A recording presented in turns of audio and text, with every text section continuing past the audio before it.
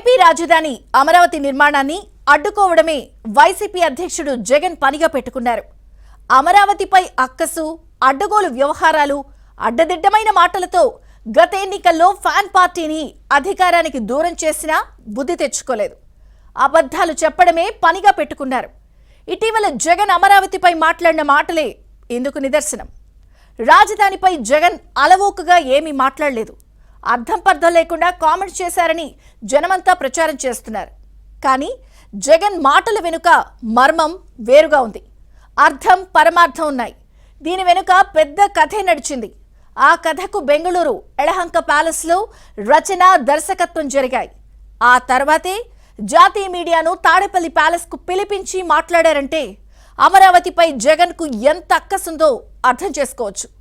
లోగుట్టు పెరుమాళ్లకెరుక అని అమరావతిపై బెంగళూరు ఎళహంక ప్యాలెస్లో జరిగిన కుట్రలేంటి? రాజధాని నిర్మాణాలను అడ్డుకునే వ్యూహమేంటి? ఫ్యాన్ పార్టీ పన్నాగాలను ఎదుర్కొనేది ఎలా? Let's watch this story inside.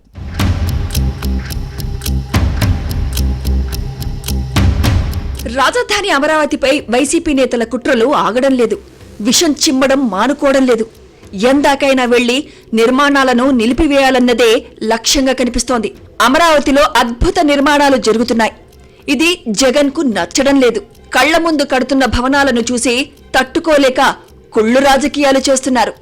బంగారు గుడ్లు పెట్టే బాతులాంటి సెల్ఫ్ ఫైనాన్స్ సిటీ అమరావతిని భ్రమరావతితో పోల్చి తప్పు చేశారనే పశ్చాత్తాప భావం జగన్ను పట్టి పీడిస్తోంది.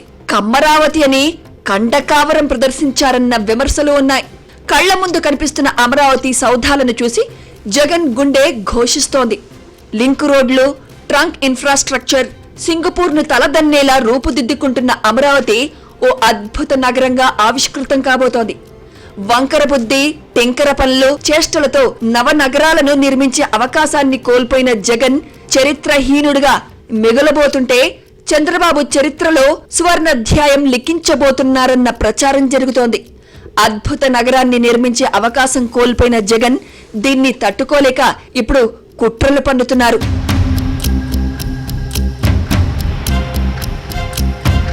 మూడు రాజధానుల ప్రకటనతో తాను పక్కన పడేసి పడుకోబెట్టిన అమరావతిని ముఖ్యమంత్రి చంద్రబాబు మళ్లీ పైకి లేపడాన్ని చూసి వైసీపీ అధ్యక్షుడు ఓర్చుకోలేకపోతున్నారు. 2014లో రాష్ట్ర విభజన తర్వాత టీడీపీ అధికారంలోకి వస్తే వైసీపీ ప్రతిపక్షంలో కూర్చుంది. అప్పట్లో ఏపీ రాజధానిగా అమరావతిని జగన్ సమర్థించడంతో పాటు 30,000 ఎకరాలు ఉండాలని చెప్పిన విషయాన్ని గుర్తుపెట్టుకోవాలి. కానీ అప్పట్లోనే 3 పంటలు పండే పచ్చని భూముల్లో రాజధాని నిర్మిస్తున్నారంటూ తన అనుయాయులతో జాతీయ హరిత ట్రిబ్యునల్లో కేసులు వేయించి ఆపించే ప్రయత్నం చేశారు. ఆహార భద్రత ప్రమాదంలో పడుతోంది, పర్యావరణం దెబ్బతింటోందని ఫిర్యాదులు చేయించారు. కానీ ఎన్జీటీ వాటిని కొట్టేసి ముంపు నివారణ చర్యలతో అమరావతి నిర్మించుకోవచ్చని తీర్పు ఇచ్చింది. తన ప్లాన్ భగ్నమైందని భావించిన జగన్ 2019లో అధికారంలోకి వచ్చిన తర్వాత మాట మార్చారు. 3 రాజధానుల పేరుతో 3 ముక్కలాట ఆడారు. అమరావతి అడవి, ఎడారి, శ్మశానం, మట్టి, మశానం అంటూ విషం చిమ్మారు. కానీ 3 రాజధానులపై ఒక్క అడుగు ముందుకు వేయలేదు. 2024 ఎన్నికల్లో జగన్ కు శృంగభంగం ఎదురైంది.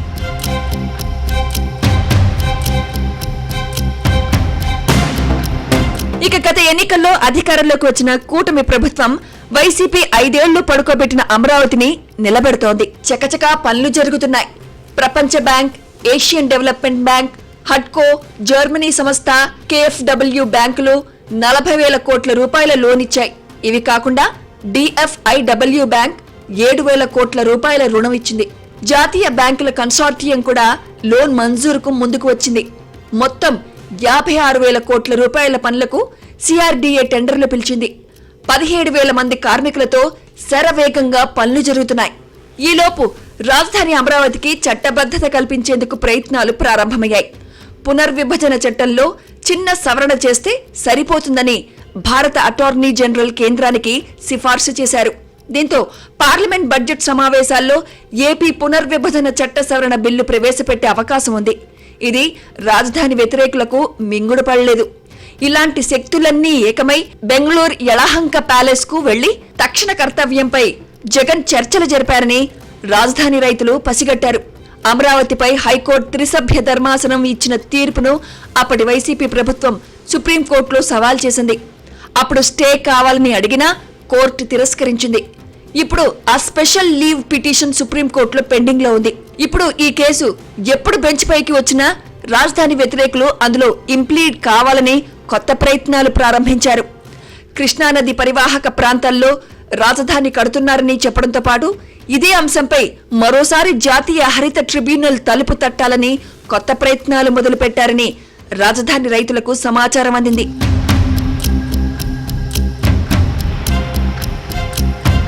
సహజంగా జగన్ తాడేపల్లి ప్యాలెస్ లో ఎప్పుడు మీడియా ముందుకు వచ్చినా వెంటనే ముగించుకుని వెళ్లిపోయేవారు. కానీ ఈసారి మాత్రం జాతీయ మీడియాను పిలిపించుకుని మాట్లాడారు. పైగా అందులో రాజధాని అమరావతిపై మాట్లాడిన వాయిస్ కట్ చేసి మరీ బయటకు వదిలారు. ఢిల్లీలో ఉన్న జాతీయ హరిత ట్రిబ్యునల్ న్యాయవాదులు, న్యాయమూర్తులు, సుప్రీంకోర్టు జడ్జీలతో పాటు బీజేపీ పెద్దలకు చేరేలా చేశారు. దీంతో ఇటీవల హస్తిన వెళ్లిన ముఖ్యమంత్రి చంద్రబాబు నాయుడు రాజధాని అమరావతికి చట్టబద్ధత కల్పించే అంశంపై కేంద్ర హోంమంత్రి అమిత్ షాతో చర్చించారు. 2024 నుంచి అమల్లోకి వచ్చేలా లైన్ క్లియర్ చేశారు. ఈ పరిణామాలను అమరావతి వ్యతిరేక గ్యాంగ్ జీర్ణించుకోలేకపోతోంది. కుట్రలో భాగంగానే నదీ గర్భంలో రాజధాని నిర్మిస్తున్నారంటూ కొత్త ప్లాన్ కు తెరతీశారు.